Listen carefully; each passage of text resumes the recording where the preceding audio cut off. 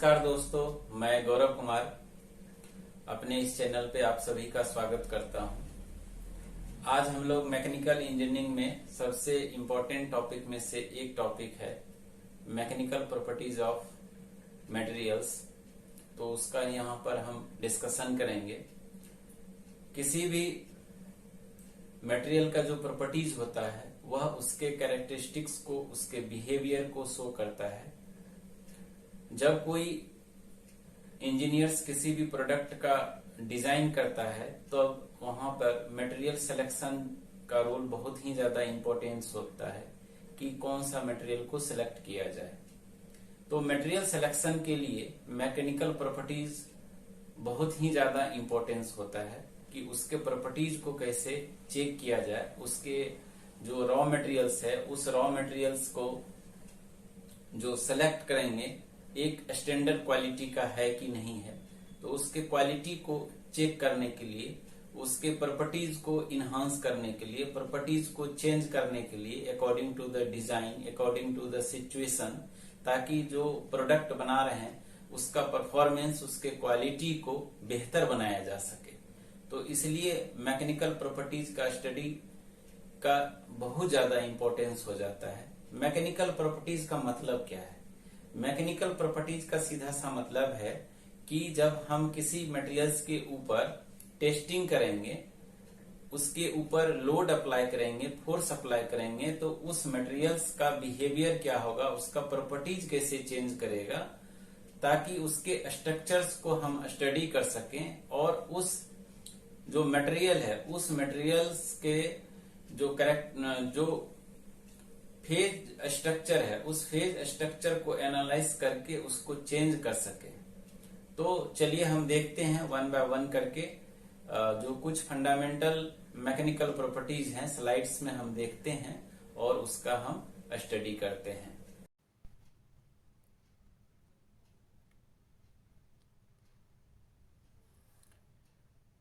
Now we will discuss about the mechanical properties of metals।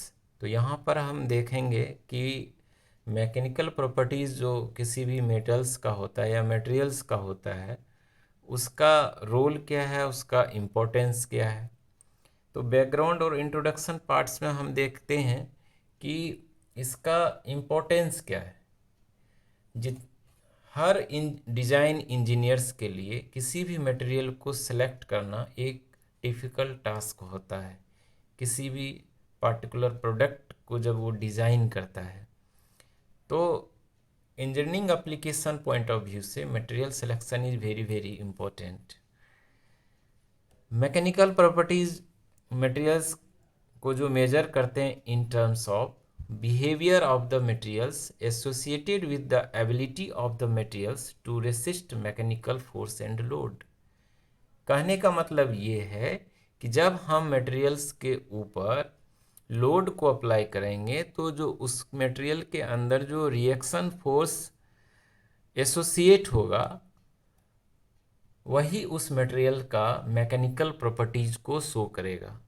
Mechanical properties may be determined to provide either design data for the engineer or as a check on the standard of raw materials। देखिए यहाँ पर ये कह रहा है कि जो raw materials है, स्टैंडर्ड्स रॉ मटेरियल्स है, उसको चेक करने के लिए, उसके क्वालिटी को चेक करने के लिए या डिज़ाइन डाटा में जो हम मटेरियल्स वहाँ पर सेलेक्ट करेंगे तो वहाँ पर मैकेनिकल प्रॉपर्टीज़ का बहुत ज़्यादा इम्पोर्टेंस रोल रहेगा। मैकेनिकल प्रॉपर्टीज़ का सीधा सा मतलब है कि डायरेक्ट वहाँ पर जब लोड अप्लाई करेंगे या फोर्स अप्लाई करेंगे तो मटेरियल का जो प्रॉपर्टीज़ है, उसका जो बिहेवियर है, उसका जो स्टेट है वह किस प्रकार से चेंज होता है, वह वहाँ पर उसका स्टेट्स फेज क्या शो अप करता है, तो वह बहुत ही ज़्यादा इम्पोर्टेंस रहता है। मैकेनिकल प्रॉपर्टीज़ में be changed by heat treatment process and the working temperature. देखिए हम लोग मैकेनिकल प्रॉपर्टीज़ को चेंज कर सकते हैं किसी भी मटेरियल का, उसको हीट ट्रीटमेंट प्रोसेस से। हीट ट्रीटमेंट के बहुत सारे प्रोसेस हैं, टेम्परिंग है, एनलिंग है, अलग अलग प्रोसेसेस होते हैं और वर्किंग टेम्परेचर्स जो है उसके बेसिस पे कोल्ड वर्किंग होते हैं, एक हॉट वर्किंग होते हैं। तो हम किसी भी मटेरियल्स के जो प्रॉपर्टीज़ है, मैकेनिकल प्रॉपर्टीज़ है, हम उसको चेंज कर सकते हैं। यह रहा हम लोगों का इंट्रोडक्शन पार्ट। अब हम लोग डिस्कशन करेंगे कुछ टर्म्स जो कि मैकेनिकल प्रॉपर्टीज को सपोर्ट करेगा, जैसे कि स्ट्रेस। स्ट्रेस क्या होता है किसी भी मटेरियल्स का स्ट्रेस? सबसे पहले आप लोग ये जानिए कि stress is the internal thing and pressure is the external thing. तो स्ट्रेस को हम कैसे डिफाइन करेंगे? When a material is subjected to an external influence, means कि जब हम एक्सटर्नल फोर्स अप्लाई करेंगे या मोमेंट अप्लाई करेंगे या टॉर्क अप्लाई करेंगे तो मटेरियल के अंदर एक रेसिस्टेंस फोर्स सेटअप होता है बॉडी के अंदर। तो जो रेसिस्टेंस फोर्स सेटअप हो रहा है बॉडी के अंदर वह पर यूनिट एरिया और इन अ पार्टिकुलर प्लेन, किस प्लेन के ऊपर वह एक्ट हो रहा है resistance force per unit area, वही उस मटेरियल का स्ट्रेस कहलाएगा। Mathematically internal force per unit area, that ratio is known as the stress in a particular plane.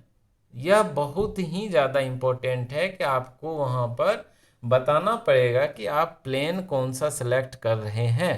यदि आप प्लेन नहीं बताएंगे, आप कौन सा प्लेन ले रहे हैं, इंक्लाइन प्लेन ले रहे हैं कि हॉरिजेंटल प्लेन ले रहे हैं कि वर्टिकल प्लेन ले रहे हैं, कौन सा प्लेन आप सिलेक्ट कर रहे हैं जिसके अलोंग आपका स्ट्रेस एक्ट कर रहा है, तो उसके अकॉर्डिंग स्ट्रेस जो है वह भी चेंज हो जाएगा। इसलिए आपको प्लेन बताना ज़रूरी है। आप सभी को जैसे पता होगा कि स्ट्रेस का यूनिट होता है न्यूटन पर मीटर स्क्वायर, और स्ट्रेस को दो पार्ट्स में हम डिवाइड करते हैं, एक नॉर्मल स्ट्रेस, एक होता है आपका टेंजेंशियल स्ट्रेस। नॉर्मल स्ट्रेस को दो पार्ट्स में डिवाइड करते हैं, एक होता है आपका टेंसाइल स्ट्रेस, दूसरा होता है कंप्रेसिव स्ट्रेस। टेंजेंशियल स्ट्रेस को डिवाइड करते हैं शियर स्ट्रेस के टर्म में। तो हम यहाँ पर देखते हैं कि जो नॉर्मल स्ट्रेस है वह क्या होता है। नॉर्मल स्ट्रेस जो होगा वह किसी एक्सिस के अलोंग परपेंडिकुलरली एक्ट करेगा, वह कहलाएगा उस प्लेन का नॉर्मल स्ट्रेस। टेंजेंशियल स्ट्रेस वो स्ट्रेस कहलाएगा जहाँ पर दो प्लेन आपस में पैरेलली मूव्स कर रहे हैं, उसके बीच जो स्ट्रेस इंड्यूस्ड हो रहा है वह टेंजेंशियल स्ट्रेस कहिए या उसको शियर स्ट्रेस कहिए। नॉर्मल स्ट्रेस को दो पार्ट्स में हम डिवाइड करते हैं, टेंसाइल और कंप्रेसिव। टेंसाइल का मतलब ये है कि जब किसी ऑब्जेक्ट के ऊपर हम फोर्स अप्लाई करते हैं तो अपोजिट डायरेक्शन में जब हम उसको खींचते हैं, फोर्स एक एक्सिस के अलोंग जब हम अप्लाई करते हैं तो वह उसके अलोंग जो स्ट्रेस डेवलप्ड होगा वह होगा टेंसाइल स्ट्रेस। और जब किसी भी ऑब्जेक्ट को हम कंप्रेस करते हैं फोर्स लगा करके या कपल लगा करके, तो वहाँ पर जो स्ट्रेस इंड्यूस्ड होगा वह होगा कंप्रेसिव स्ट्रेस। अब हम यहाँ पर समझने का प्रयास करते हैं स्ट्रेन क्या होता है। यह भी हमको मैकेनिकल प्रॉपर्टीज में समझने के लिए बहुत ज़्यादा इम्पोर्टेंस रोल करता है कि स्ट्रेन क्या होता है। Strain is the deformation produced per unit length of a body. Means कि यह स्ट्रेन कुछ नहीं, आपको यह एक रेशियो को शो करता है, चेंज इन लेंथ किसी भी स्पेसिमेन का उसके ओरिजिनल लेंथ के रिस्पेक्ट में। डिफॉर्मेशन मतलब कि कितना डिफॉर्म हो रहा है उस बॉडी का, कितना जो लेंथ है वह इंक्रीज हो रहा है या डिक्रीज हो रहा है। तो मैथमेटिकली जो स्ट्रेन डिफाइन होता है वह final length minus initial length upon original length, यानी कि change in length upon original length. It is simply a ratio and has no unit.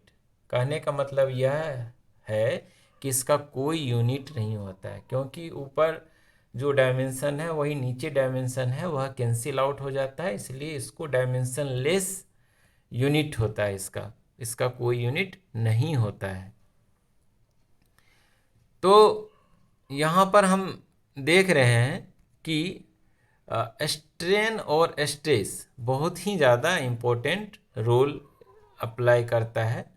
Fundamental mechanical properties कौन कौन से हैं देखते हैं। स्ट्रेंथ है पहला, दूसरा इलास्टिसिटी है, तीसरा प्लास्टिसिटी है, चौथा डक्टिलिटी, पांचवा ब्रिटलनेस, छठा मेलेबिलिटी, सातवां resilience, then toughness, hardness, fatigue, creep. तो 11 यहाँ पर हमने कंसीडर की हैं फंडामेंटल मैकेनिकल प्रॉपर्टीज़ को। तो वन बाय वन करके हम यहाँ समझने का प्रयास करते हैं। स्ट्रेंथ क्या होता है, किसी भी मटेरियल का स्ट्रेंथ जो है उसको हम जो डिफाइन करेंगे कैपेसिटी के टर्म है। It's capacity to withstand destruction under the action of external load. जब हम मटेरियल्स के ऊपर लोड अप्लाई करेंगे, एक्शन होगा, तो वह उस मटेरियल का जो रेसिस्टिंग कैपेसिटी जो होगा, जो रेसिस्टेंस फोर्स क्रिएट जो होगा, उसके कैपेसिटी को बताएगा। It determines the ability of material to withstand stress without failure. कहने का मतलब आप ये देखिए कि पहले वाले फिगर में एक पेन लिए हैं हम, पेन के ऊपर यहाँ पर बेंडिंग मोमेंट अप्लाई कर रहे हैं, है ना। तो जब हम बेंडिंग मोमेंट अप्लाई करेंगे तो मटेरियल के अंदर स्ट्रेस डेवलप्ड होगा। तो बिना फेल्योर हुए मटेरियल के अंदर का जो मटेरियल का जो एबिलिटी है कि उसके अंदर इंटरनल रेसिस्टेंस जो डेवलप्ड हो रहा है, वही उस मटेरियल का स्ट्रेंथ कहलाएगा।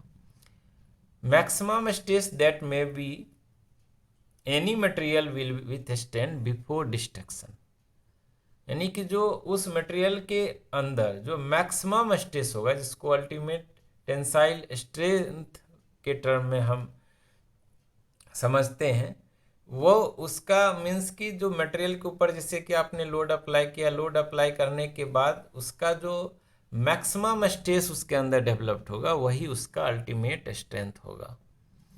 इलास्टिसिटी का कहलाता है, आप लोगों ने रबर देखा होगा, जब रबर को आप खींचे होंगे फिर छोड़ देते हैं तो रबर का जो ओरिजिनल शेप साइज है उसमें रिगेन कर लेता है। तो वह आपका रबर ओरिजिनल शेप साइज में जो आ रहा है, वह प्रॉपर्टी जो है उस रबर का या आपका इलास्टिसिटी कहलाएगा। मीन्स इलास्टिसिटी किसी भी मटेरियल का वो प्रॉपर्टी होता है जब बॉडी डिफॉर्म होता है और after the removal of load body regain its original position and shape and size. That property is known as the elasticity. अब देखिए यहाँ पर आपके पास जो फिगर है, फर्स्ट वाले फिगर में हम वहाँ पर देख रहे हैं जो एटम्स है, एटम्स का एक अरेंजमेंट्स देख रहे हैं लोड के पहले, फिर हमने उसके ऊपर लोड अप्लाई किया, लोड अप्लाई करने के बाद मटेरियल्स के अंदर डिफॉर्मेशन आया, फिर जैसे हम लोड को रिमूव कर दिए तो फिर जो एटम्स का अरेंजमेंट्स था एज इट इज रहा पहले जैसा। तो यह जिस प्रॉपर्टी के कारण हो रहा है वो प्रॉपर्टी कहलाता है इलास्टिसिटी। प्लास्टिसिटी क्या कहलाता है? प्लास्टिसिटी मटेरियल का वो प्रॉपर्टी होता है जब हम मटेरियल के ऊपर लोड अप्लाई करते हैं, उसके अंदर डिफॉर्मेशन होता है, इलास्टिक लिमिट के बाद का ये पॉइंट आता है, जब फिर लोड रिमूव करेंगे तो लोड जब हम रिमूव करेंगे तो फिर से मटेरियल रीगेन ओरिजिनल पोजीशन में नहीं आ पाता है, तो उसके अंदर कुछ ना कुछ आप स्ट्रेन डेवलप्ड हो जाता है। तो वो प्रॉपर्टी जो है उस मटेरियल का प्लास्टिसिटी कहलाता है। तो आप देखिए यहाँ पर जो 3 फिगर हैं, हम जब लोड अप्लाई नहीं किए हैं, एटम्स का अरेंजमेंट है, दूसरे वाले में डिफॉर्मेशन हुआ, इलास्टिक डिफॉर्म हुआ body as well as plastic deform हुआ, और उसके बाद एटम्स का जो अरेंजमेंट्स है, जो उसका जो लैटिस स्ट्रक्चर है वह चेंज हो गया। मीन्स कि अब मटेरियल लोड रिमूव करने के बाद फिर से वो उस सिचुएशन में नहीं आया। तो मटेरियल का ये प्रॉपर्टी प्लास्टिसिटी कहलाता है। डक्टिलिटी क्या होता है? डक्टिलिटी मटेरियल का वो प्रॉपर्टी होता है जो ये शो करता है कि मटेरियल के ऊपर जब हम फोर्स अप्लाई करते हैं तो वो लेंथ में इलोंगेट होके वायर के फॉर्म में, थीन वायर के फॉर्म में कितना कन्वर्ट होता है, वो उस मटेरियल का डक्टिलिटी कहलाएगा, वो जो प्रॉपर्टी है। एग्जाम्पल के तौर पे देखिए, mild steel is a ductile material. तो नेक्स्ट प्रॉपर्टी की ओर हम देखते हैं। नेक्स्ट जो प्रॉपर्टी है वह है ब्रिटलनेस। तो ब्रिटलनेस जो है आपका डक्टिलिटी का रिवर्स प्रॉपर्टी के नेचर का होता है।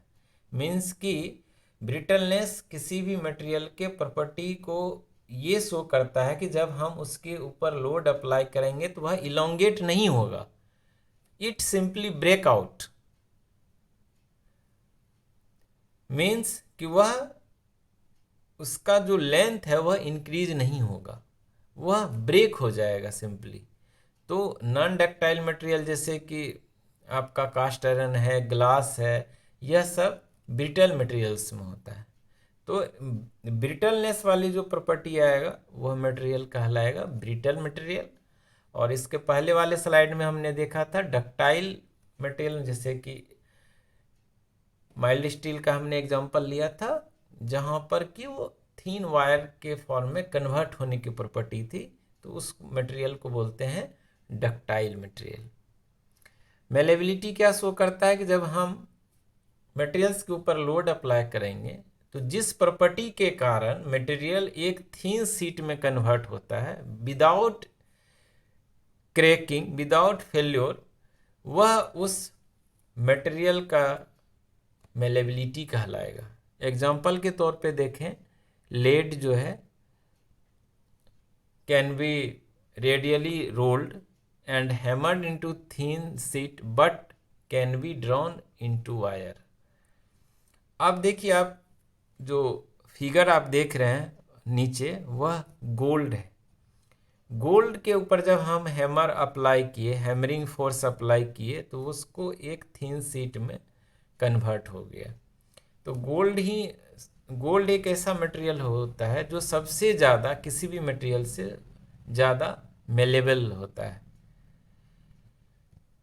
एक चीज़ और जो हम ध्यान रखेंगे मेलेबिलिटी में, मेलेबिलिटी किसी भी मटेरियल का वो प्रॉपर्टी को शो करता है जब हम लोड अप्लाई करेंगे, इट डिफॉर्म इन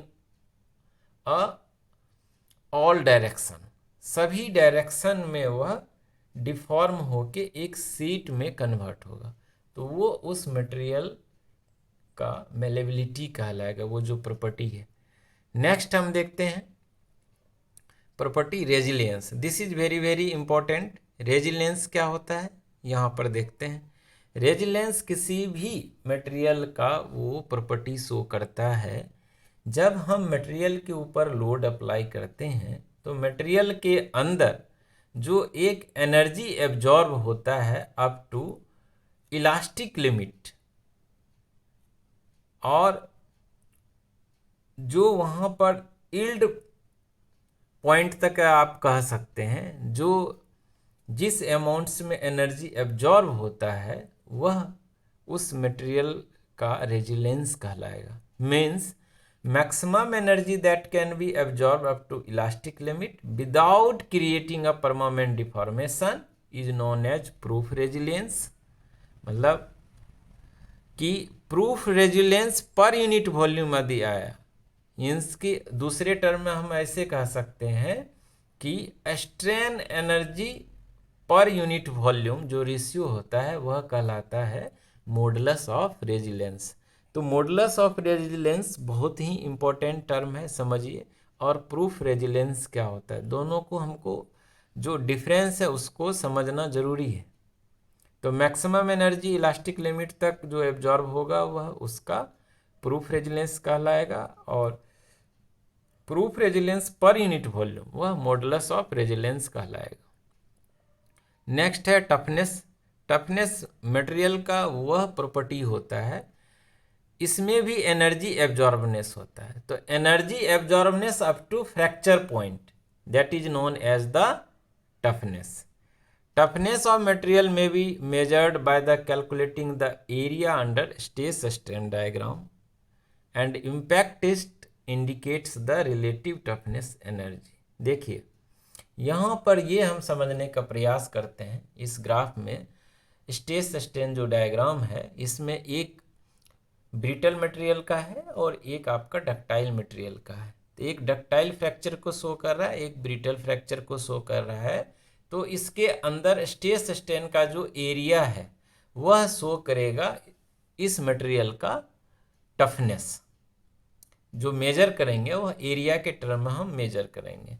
तो यहाँ पर हम देख रहे हैं कि जो एरिया है डक्टाइल मटेरियल्स का उसका एरिया ज़्यादा है और जो ब्रिटल मटेरियल है उसका जो एरिया है कम है। इसका मतलब जो है आपका जो डक्टाइल मटेरियल होगा वह ब्रिटल मटेरियल से ज़्यादा टफ होगा। नेक्स्ट हम देखते हैं हार्डनेस। तो हार्डनेस को समझने के पहले थोड़ा सा मैं आपको बता दूं पहले वाली चीज़, टफनेस और रेजिलेंस में ये अंतर था कि इलास्टिक लिमिट तक जो एनर्जी एब्जॉर्ब हो रहा है, मैक्सिमम एनर्जी एब्जॉर्ब हो रहा है मटेरियल के बिना फेल्योर हुए, वह रेजिलेंस कहलाता है। और strain energy per unit volume वह मॉडुलस ऑफ रेजिलेंस कहलाएगा।